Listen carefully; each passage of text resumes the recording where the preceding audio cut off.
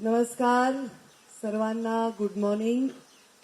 आज खरं तर मला इतका आनंद होत होता योगा करताना।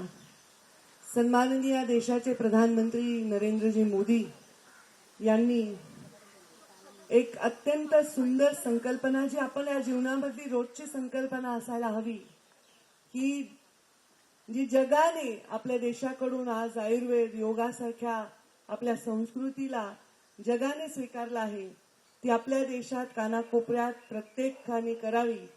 यासाठी हा जागतिक योगा दिन साजरा करण्यासाठी देशाच्या प्रधानमंत्र्यांपासून ते राज्यांच्या मुख्यमंत्र्यांपासून ते वेगवेगळ्या पदाधिकाऱ्यांपर्यंत, आमच्या सर्वांपर्यंत, आपल्या सर्वांपर्यंत हा योगाचा हा संकल्प पोचलेला आहे।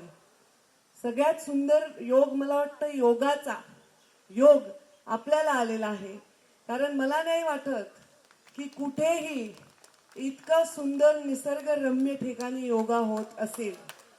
मी स्वतः संभाजीनगर, नाशिक, नवी मुंबई अनेक ठिकाणी योगासनाचे कार्यक्रम केले दरवर्षी, पण माझ्या जीवनातील सर्वात सुंदर अनुभव आजचा होता।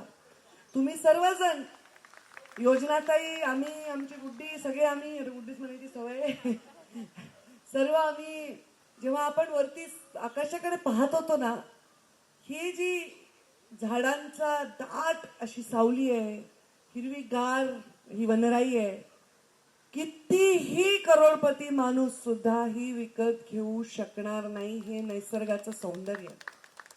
आपण विटॅमिनच्या गोळ्या घेऊ शकतो, आपण वेगवेगळ्या फ्लेवरचे वेगवेगळे पावडर घेऊन त्याला पायनॅपल, ऑरेंज वगैरे फ्लेवर आणू शकतो, पण जे हिरवा रंग, हिरवीगार झाडी, सुंदर निसर्गरम्य ठिकाण, पाणी पाहिल्यावर जे बरं वाटतं ना, ते आपण कुठल्याही औषधांनी, कुठल्याही पैशांनी विकत घेऊ शकत नाही।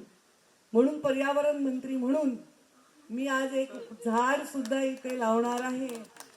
एक पेड़ माँ के नाम मोदीजींचा संकल्प आहे, पण आपल्या पित्याची लाडकी कन्या म्हणून एक पेड़ पिता के नाम हा त्याला ऍडिशनल संकल्प मी केला, कारण आपण माता आणि पिता दोघांनाही आपण ते सन्मान देत असतो। जी जन्मदात्री आई आहे आणि जो आपला जीवनदाता पिता आहे, त्या दोघांचाही सन्मान।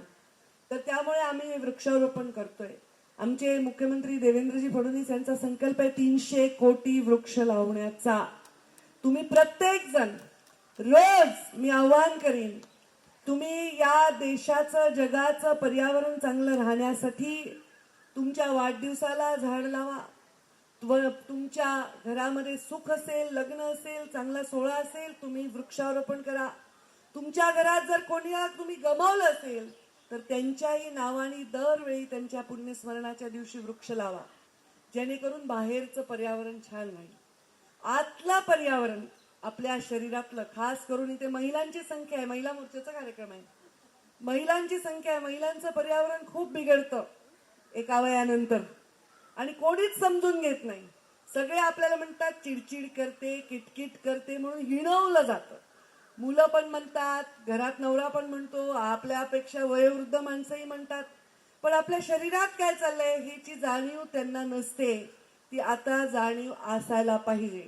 त्यामुळे पहिली प्रायोरिटी या वर्षी जानेवारीला मी ठरवलंय, मी स्वतःला देणार आहे। आय लव्ह मी। कारण आपलं आयुष्य, मग प्रधानमंत्री जरी देशाची महिला झाली तरी तिचं आयुष्य तिच्या कुटुंबासाठी, तिच्या कामासाठी, तिच्या कर्तृत्वासाठी ती वाहून घेत असते, पण ती स्वतःकडे अक्षम्य दुर्लक्ष करते। माझी लहानपणापासूनची मैत्रीण, लक्षच नाही, अचानक कॅन्सरची गाठ तिला आढळल्यावर तिला डोळे उघडले, पटापट तिने सगळ्यांना फोन केले की अगं तुम्ही तपासून घ्या। आपल्याला जोपर्यंत ऍडमिट करायची वेळ येत नाही, आपण स्वतःकडे लक्ष देत नाही, पण आपण जर स्वतःकडे लक्ष नाही दिलं तर ज्यांच्यासाठी आपण काळजी करतो त्यांच्याकडे कोण लक्ष देणार। त्यामुळे तुम्ही स्वतःकडे लक्ष द्या, स्वतःवर भरभरून प्रेम करा। स्वतःवर आपण जेवढं प्रेम करतो आपल्यावर जग करणार नाही, हे सगळ्या महिलांना ठाऊक आहे। त्यामुळे स्वतःवर प्रेम करा। जो स्वतःवर प्रेम करतो तो कुटुंबावर करू शकतो, आनंदाने काम करू शकतो, आनंदाने आपलं कर्तव्य पार पडू शकतो। आणि हा आनंद घ्यायचा असेल तर योगासन जरूर करा। जसा आपण शरीराला व्यायाम देतो तसा मनालाही व्यायाम द्यायचा असेल तर केवळ आणि केवळ या पृथ्वीवर एकमेव तंत्र आहे, ते म्हणजे योग। आणि हे जगाने स्वीकारलं आहे। आणि ते जगाने स्वीकारलेलं तंत्र आता आपल्याला वाटतं, जेव्हा फॉरेनर योगा करतात आपल्याला कौतुक वाटतं, पण मग आपण म्हणतो अरे हे आपण योगा करायला पाहिजे. आमच्या मोदीजींनी याला एक संकल्प आपल्या सर्वांच्या रूपाने दिलाय. तो संकल्प पूर्ण करा. फक्त 21 तारखेला नाही करायचा योगा, रोज करायचा. माझ्या खांद्याला जरा इंजुरी झाली आहे, त्याच्यामुळे मी म्हटलं नाही करणार, पण मी म्हटलं मी सगळे आसन करू शकते. माझ्या पियेला खूप काळजी वाटत होती, हळू करा, कमी करा. नाही, सगळे आसन मी करू शकते, फक्त माझ्या शोल्डरला इंजुरी झाली. तर स्वतःची काळजी घ्या, योगासन करा, मनाचा व्यायाम करा, शरीराचा करा. आणि योगाची अजून एक खासियत आहे, आत्म्याला सुद्धा व्यायाम होतो. आपल्या संस्कृतीत आपण आत्म्याला खूप महत्व देतो. आपला आत्म्यातून आनंद राहायला पाहिजे, आपलं शरीर एकदम सुदृढ राहिलं पाहिजे, तर आपण आपलं कर्तव्य पार पडू शकतो. याला आशीर्वाद द्यायला छोटे छोटे थेंब पण येत आहेत आपल्या कार्यक्रमाला, तर त्याचाही आनंद घ्या, आस्वाद घ्या, पळू मिळू नका इकडे तिकडे. छान, किती उशिरा आलाय पाऊस, तर 1-2 थेंब अंगावर पडले तरी बरं वाटेल. तर हे पाऊस उशिरा येणं, हे उन्हाळा वाढणं, हे गरमी वाढणं, हे कमी करायचं असेल, आपल्या मुलीसाठी दागिने काढून ठेवले, सुनेसाठी सुद्धा काढून ठेवले असतीलच, तर त्याच्याबरोबर 4 ऑक्सिजनची सिलेंडरची गरज पडणार नाही, याची सुद्धा आपल्याला काळजी घ्यायची आहे. त्यामुळे हे ऑक्सिजन आपल्या पुढच्या पिढीला मिळावे यासाठी प्रत्येकाने वृक्षारोपण करा, पर्यावरणाची काळजी घ्या, स्वतःची काळजी घ्या, स्वतःवर प्रेम करा. एवढंच या निमित्ताने सांगेन आणि माझ्या वाणीला विराम देईन. धन्यवाद. जय हिंद, जय महाराष्ट्र.